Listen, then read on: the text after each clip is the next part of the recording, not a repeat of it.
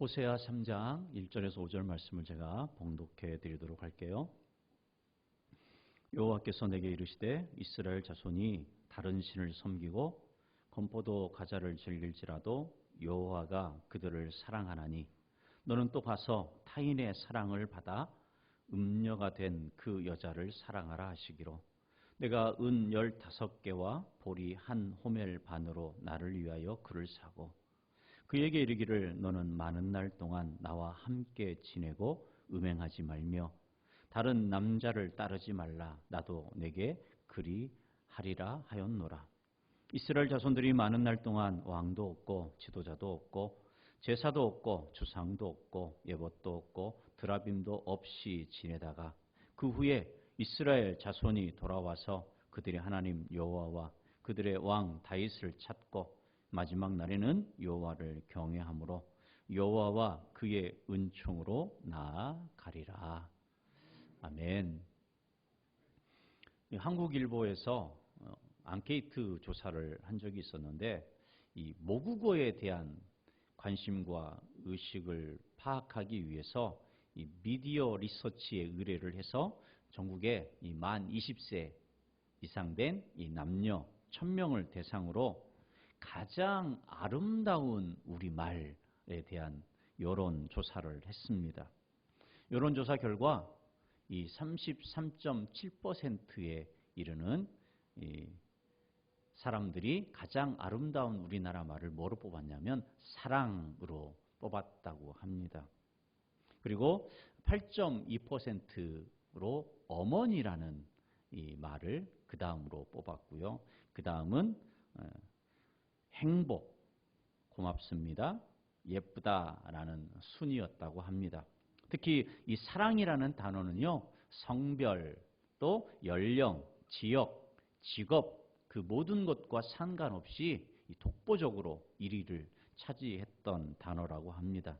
이 사랑이라는 말은요, 우리나라 이 국어 사전에 보니까 다른 사람을 애틋하게 그리워하고 열렬히 좋아하는 마음, 다른 사람을 아끼고 위하여 소중히 여기는 마음, 어떤 대상을 매우 좋아해서 아끼고 즐기는 마음, 마음이죠. 좋아하는 마음, 또 아끼는 마음, 소중히 여기는 마음, 그 마음이 이 상대방에게 전해지고 또 그 마음을 받았을 때 우리는 이 사랑이라고 하는 감정을 느끼게 된다라는 것입니다.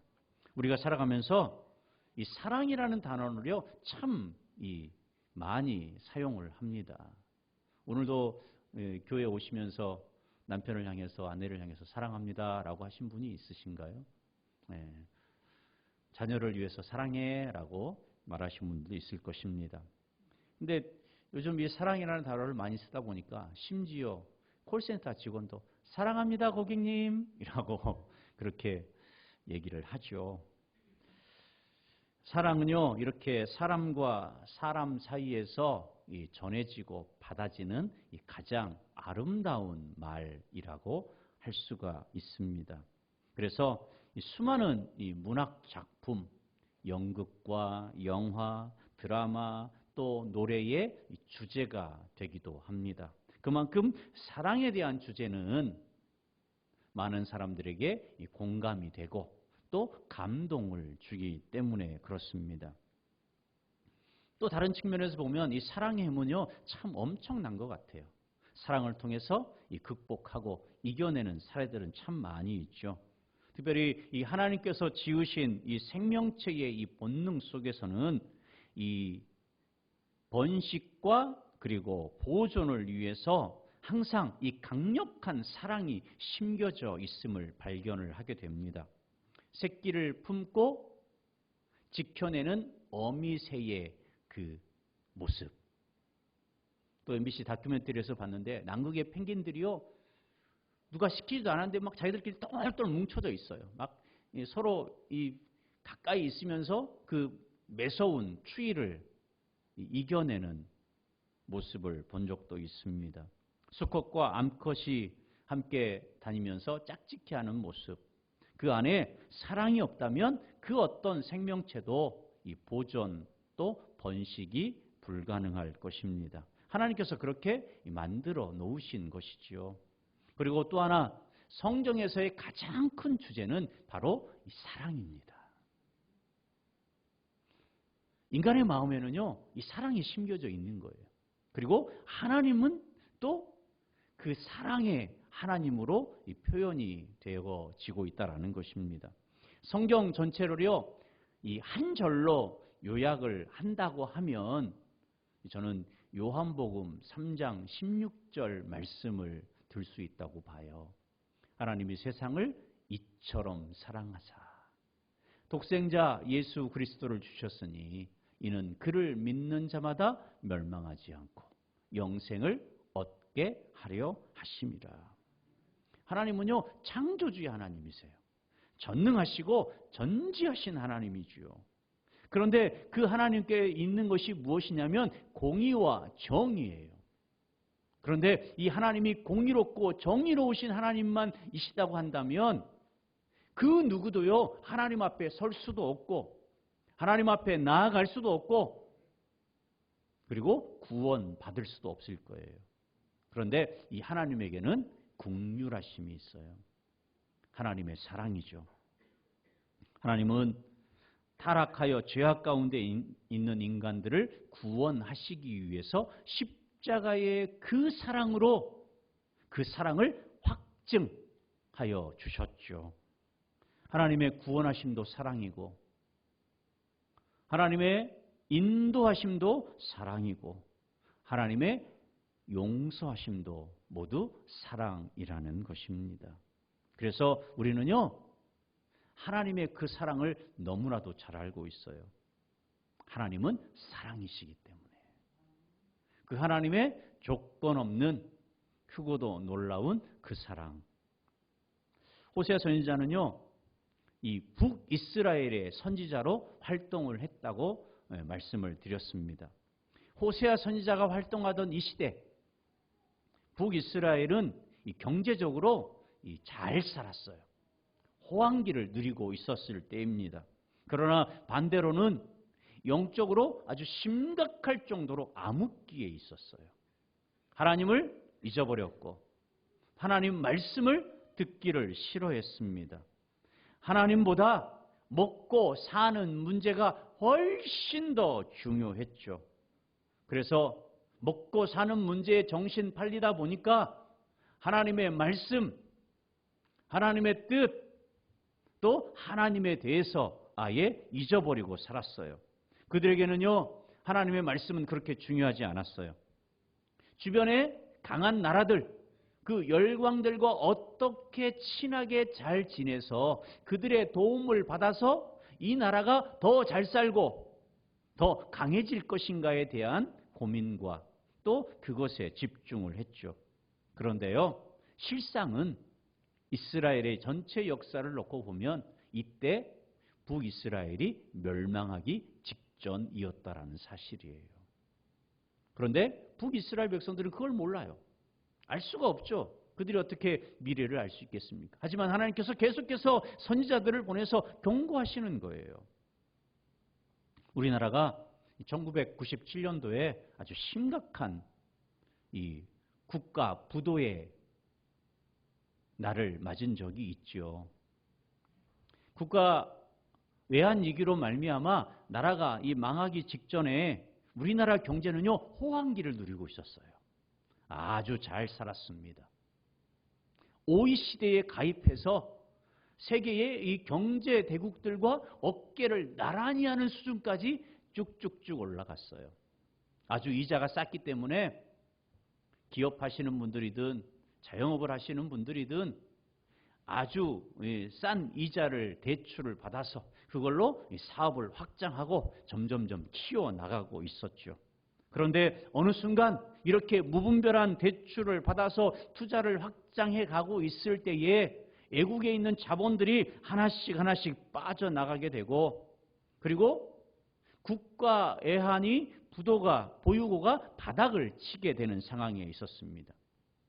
국가는요, 더 이상 그 충격을 극복할 수 없어서 갑자기 이자가 뛰고 대출을 받았던 사람들은 그 돈을 갚지 못해서 여기저기서 줄도산, 부도에, 그리고 수많은 사람들이 대기업을 비롯해서 실업자가 되는 그러한 상황이 되었어요. 국가는 더 이상 버틸 수 없어서 IMF에 이 구제 금융을 요청하게 되죠. 그리고 한 4년 동안에 그 IMF의 관리 감독하에 우리나라는 아주 힘들고 어려운 시절을 보냈습니다.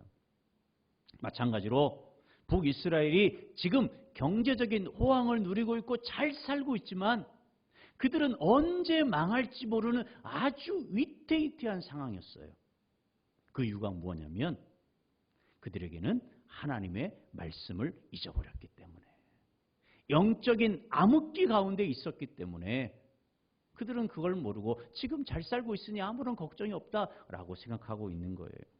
사람들은요, 되게 이 자신들의 미래가 현재의 연장일 것이다 라고 생각하는 분들이 많아요. 지금 잘 먹고 잘 살고 있으니까 앞으로도 그렇게 될 것이다 라고 생각을 하기가 쉽죠. 하지만 정확히 말하면 미래는 현재의 연장이 아니라는 거예요. 물론 우리가 미래를 어느 정도 예측을 할 수는 있어요. 어떤 사람이 담배를 피우고 있다면 미래에 폐암에 걸릴 확률이 아주 높아요. 폐암에 걸릴 가능성이 높다는 것을 알면서도 계속 담배를 피우는 것은 당장 담배를 끊고 싶지 않은 거예요. 그리고 설마 지금 내가 건강한데 폐암에 걸릴 일이 있겠어? 라고 자기 스스로 위안을 삼기 때문이기도 하죠. 어떤 사람이 자기 수입 이상의 많은 돈을 지출하고 있다면 언젠가는 파산되는 것은 너무나도 당연한 것이지요. 사람이 가난하게 되는 것은요, 그렇게 어려운 것이 아닙니다. 수입에 비해서 과도하게 소비를 하면 가난하게 되고, 그리고 돈이 없어서 대출을 받게 되면 결국은 그 가정은 파탄에 이르고 마는 것이죠. 어떤 청소년이 불량배와 어울려서 못된 짓을 하고 다닌다고 한번 가정을 하면 그 청소년의 입장에서는 당장 마음대로 할 수 있고 불량배들과 어울려 다니는 것이 좋을 수 있지만 결국은 폭력, 사기, 이 살인과 같은 범죄와 연루가 되어서 감옥에 갈 가능성이 아주 높아지게 된다라는 것이지요. 또 어떤 결혼한 아내가 자기 남편에게 만족을 못하고 다른 남자를 만나서 불륜을 저지르고 있을 때에 당장은 그게 로맨스 같고 당장은 그게 사랑 같지만 결국 가정이 파탄이 나게 되고 자녀들은 심각한 상처를 받게 될 것은 뻔한 일입니다. 호세아 시대에 바로 북이스라엘 백성들이 이랬다라는 거예요. 지금까지 하나님 없이도 잘 살아왔는데, 지금까지 하나님 없이 얼마든지 자신들의 힘으로, 자신들의 능력으로 이만큼 일구어냈는데 앞으로 무슨 일이 있겠어? 앞으로도 우리는 충분히 잘 살 수 있을 거야 라고 생각을 하고 있다는 거예요. 지금 게으르게 앉아서 빈둥빈둥 거리면서 운동도 안 하고 내가 지금 어디 아프지 않고 건강한데 무슨 일 있겠어? 그런데 운동하지 않으면 나중에 여기저기 몸이 아프는 건 너무나도 당연한 거죠. 하나님께서는 북이스라엘 백성들을 향하여 강력한 메시지를 주시기 위해서 호세아 선지자를 부르셨어요. 그리고 호세아 선지자에게 명령을 내리셨죠.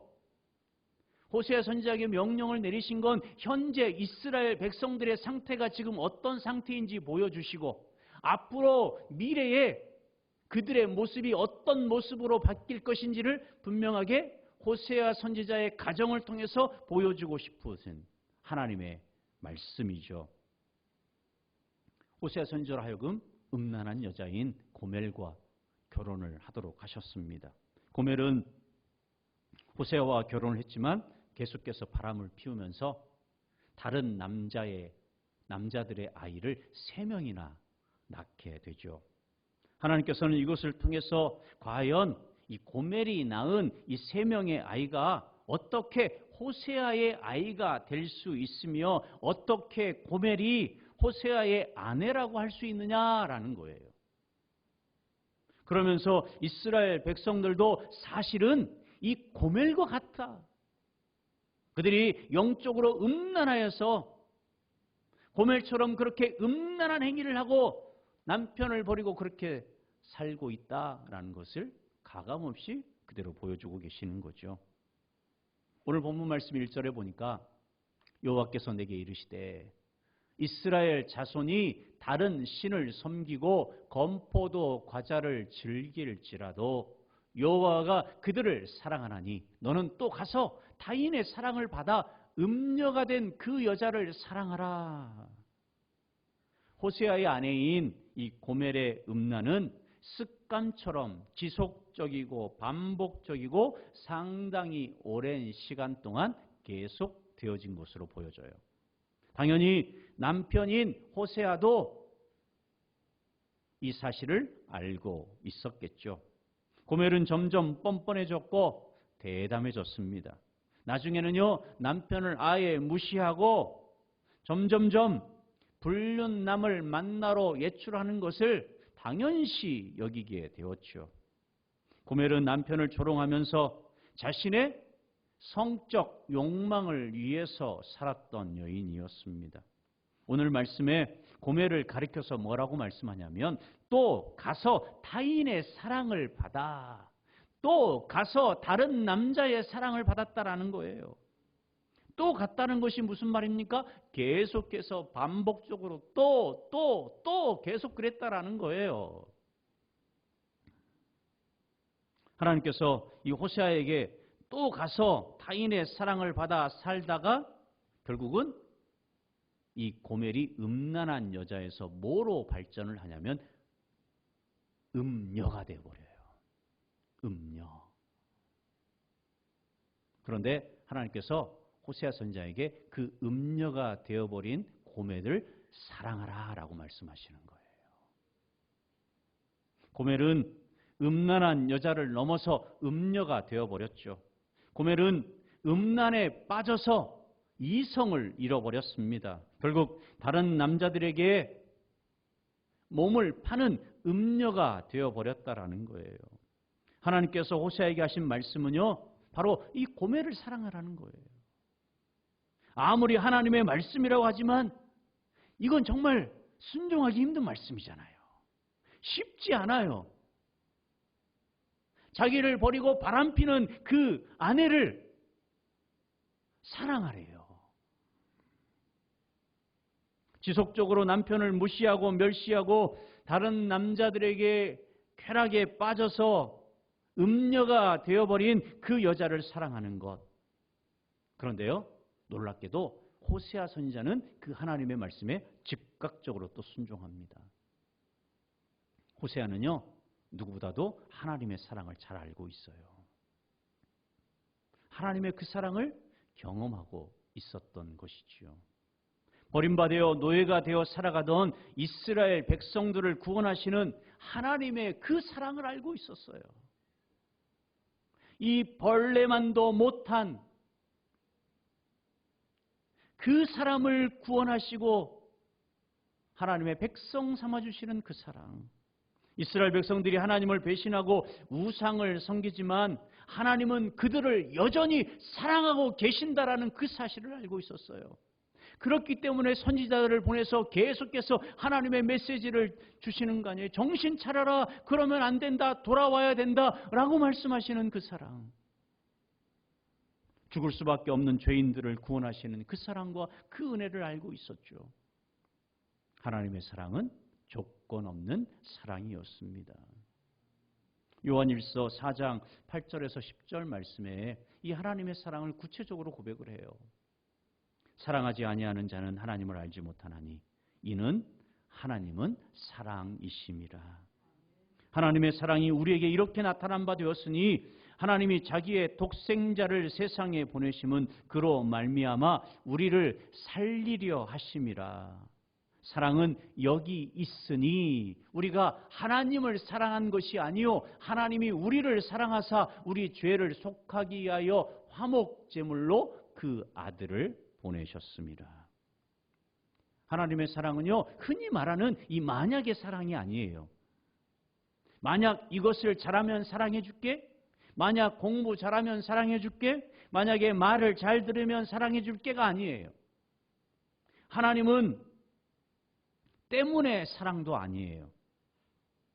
네가 재능이 있기 때문에 사랑할게, 네가 충성하기 때문에 사랑할게, 네가 돈이 있으니까 사랑할게, 네가 잘났으니까 사랑할게, 건강하기 때문에 사랑할게가 아니에요. 하나님의 사랑은요 그럼에도 불구하고의 사랑이에요. 하나님의 사랑은 무조건적인 사랑이에요. 조건이나 이유를 따지지 않고 사랑해 주세요. 우리는 이 사랑의 감격 속에서 살아가요. 이 조건 없는 하나님의 그 사랑. 하나님의 은혜로 있을 데 없는 자, 있을 데 없는 자를 사랑해 주셔요. 우리는 하나님의 아들 예수 그리스도께서 우리 죄를 대신 짊어지시고 십자가에서 죽기까지 우리를 사랑해 주신 그 사랑을 알아요.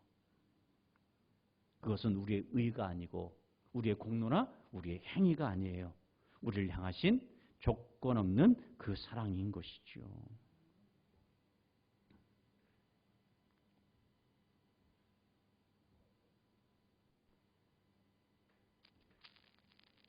하나님의 그 조건 없는 그 사랑을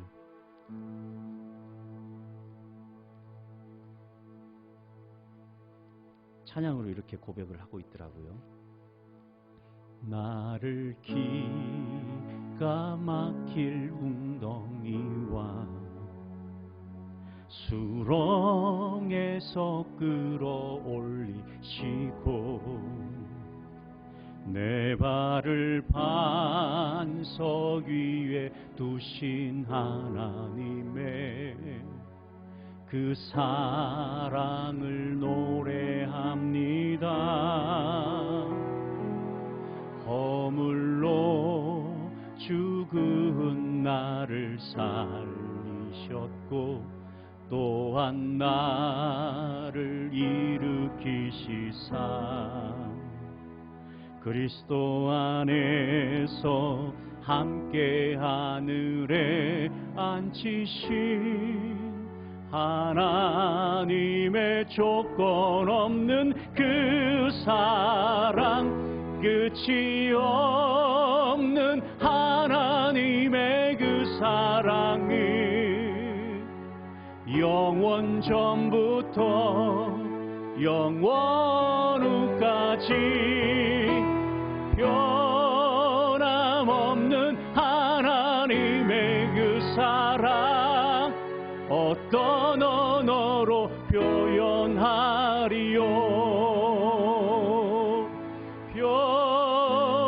변함없는 하나님의 그 사랑 어떤 언어로 표현하리요.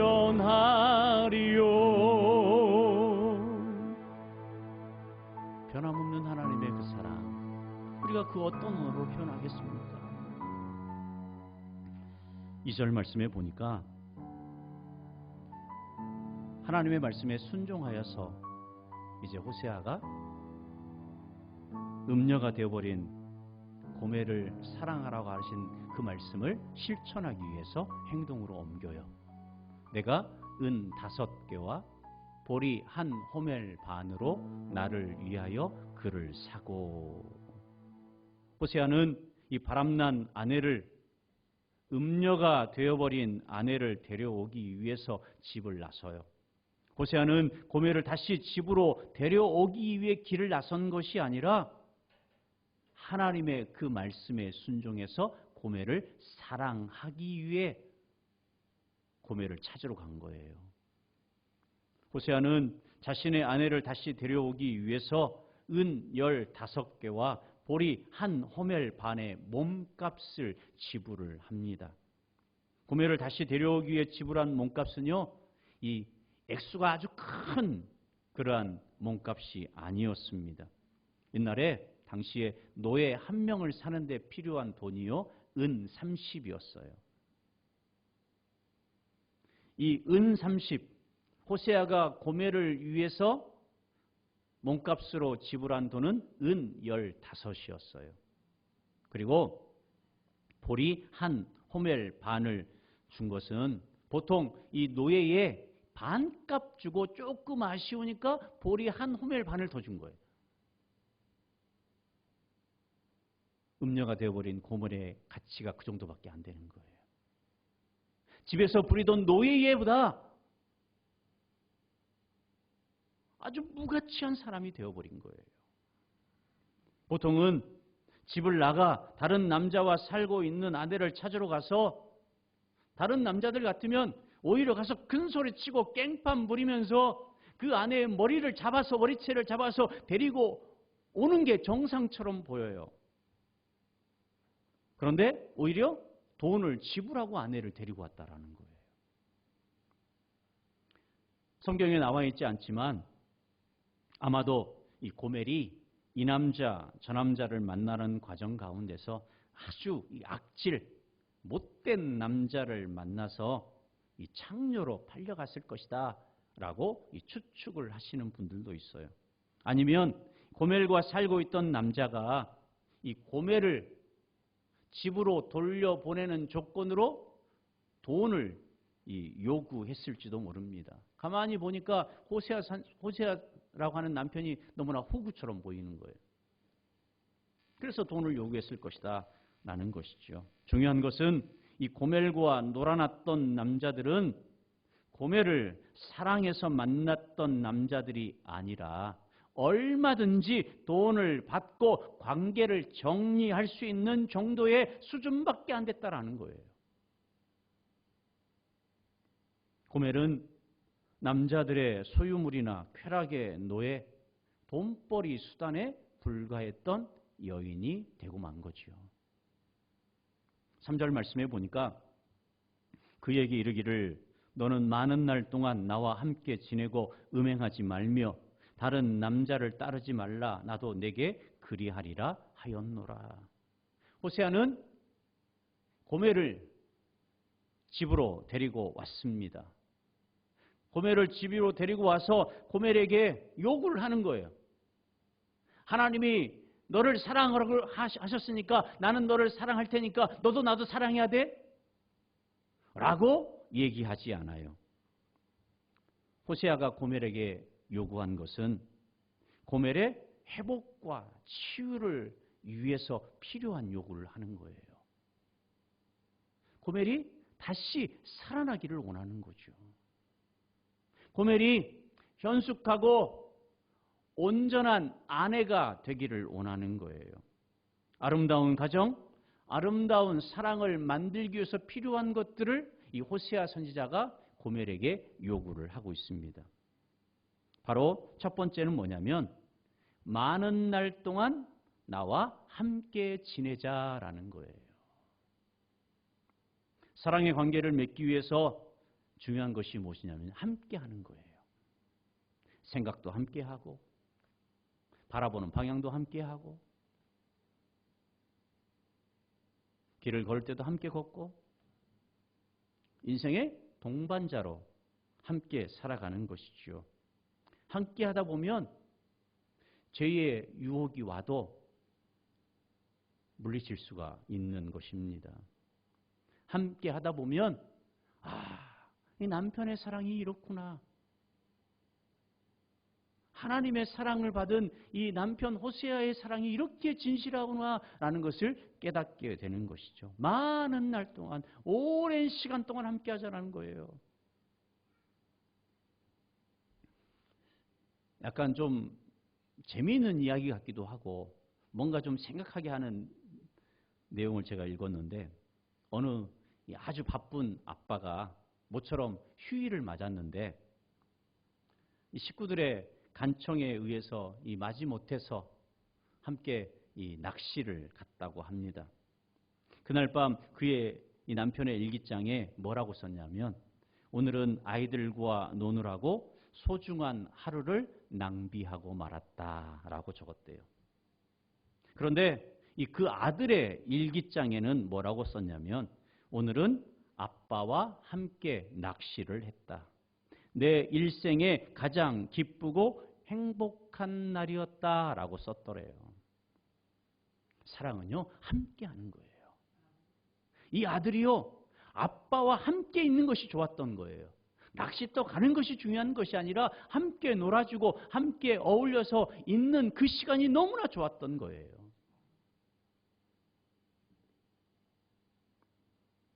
호세아가 이 고멜에게 요구한 두 번째는 음행하지 말고 다른 남자도 따르지 말라라는 것이었어요. 이것은요, 죄악된 삶을 끊어내라는 거예요. 음란한 삶, 그 삶을 이제는 단절하라는 거예요. 회복을 하기 위해서 필요한 것은요, 이미 고멜의 마음속에 뿌리 깊이 자로잡고 있던 습관적인 죄, 습관적으로 행음하던 그 음란한 생활을 단절하고 끊어내는 거예요. 그것이 얼마나 중요한지 모릅니다. 세 번째는요, 그러면 호세아도 그렇게 하겠다라는 거예요. 그러면 호세아도 아내인 고멜을 끝까지 포기하지 않고 사랑하겠다라는 거예요. 고멜, 당신을 사랑하고 끝까지 기다릴 테니 어떤 상황이 와도 당신도 포기하지 말라라는 거예요. 다시 죄악된 길, 그 음행의 길로 가지 말라라는 거예요. 이 말씀에서요, 우리가 신앙생활 하면서 하나님의 회복, 치유, 그 방법이 무엇인지를 보여주고 계세요. 어떤 책에서 읽은 내용인데요. 이 미국 시카고에 있는 무디 이 바이블 인스티튜트라는 이 신학교가 있었는데 그 학교의 학장님이 학생들에게 이런 이야기를 하셨다고 해요. 지금부터 1분의 시간을 드릴 테니 다른 생각은 다 하더라도 코끼리 생각은 절대 하지 마십시오 라고 했대요. 그리고 모두 눈을 감으라고 했어요. 1분이 지난 후에 학장님이 다시 질문을 했습니다.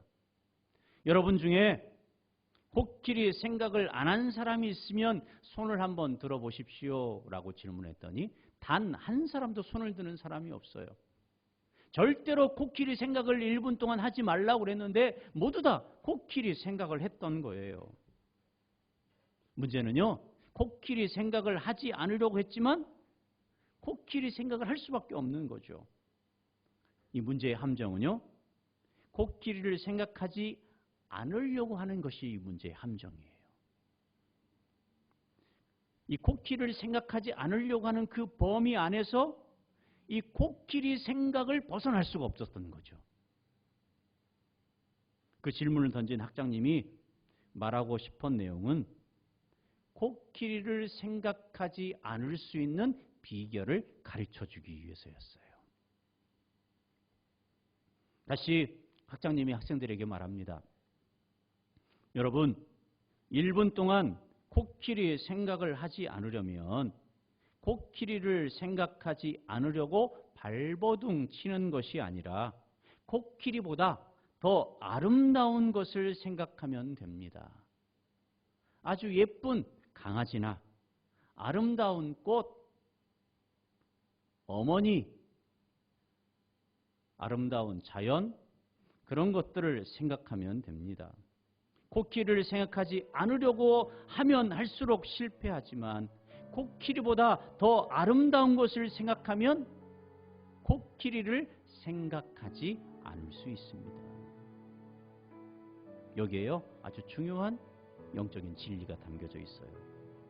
죄의 유혹을 이기려면 죄의 유혹을 이기기 위해서 안간힘을 쓰고 발버둥을 쓰면서 이를 악물고 내가 다시는 그렇게 하지 않으리라 결심하고 다짐을 하기보다는 우리를 죄악 가운데서 구원하여 주신 예수 그리스도의 그 사랑을 생각하고 그 하나님의 은혜를 고백하면 된다는 거예요.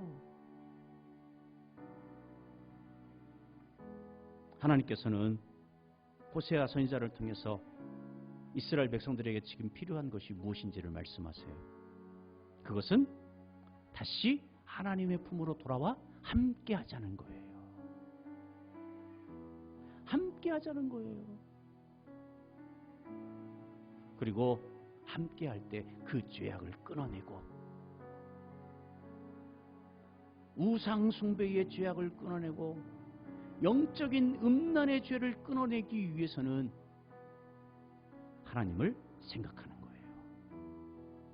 다시 말씀 앞으로 돌아오는 거예요. 그 하나님의 은혜 가운데 거하는 거예요. 왜냐하면 하나님의 그 사랑은요 엄청난 힘이 있어요. 하나님의 그 사랑은 우리를 죄악 가운데서 건져내어 주셨잖아요. 그 하나님의 사랑은 죄와 사망의 권세를 이겨내셨어요. 그 하나님의 사랑은 우리를 붙드시고 우리를 돌보시고 우리를 인도해 주세요. 그 하나님의 사랑은 우리를 변화시키고 우리를 새롭게 하시고 우리를 치유하시고 우리를 회복시켜 주신 그 사랑이에요. 우리를 향한 하나님의 그 조건 없는 그 사랑, 그 사랑이 우리와 함께하고 우리는 그 하나님의 사랑을 늘 생각하며 고백하며 동행할 때 우리는 매일매일 회복되어지고 매일매일 새로워지고 매일매일 은혜 가운데 살아갈 수 있게 된다라는 사실입니다. 다시 한번 우리 찬양을 고백할까요?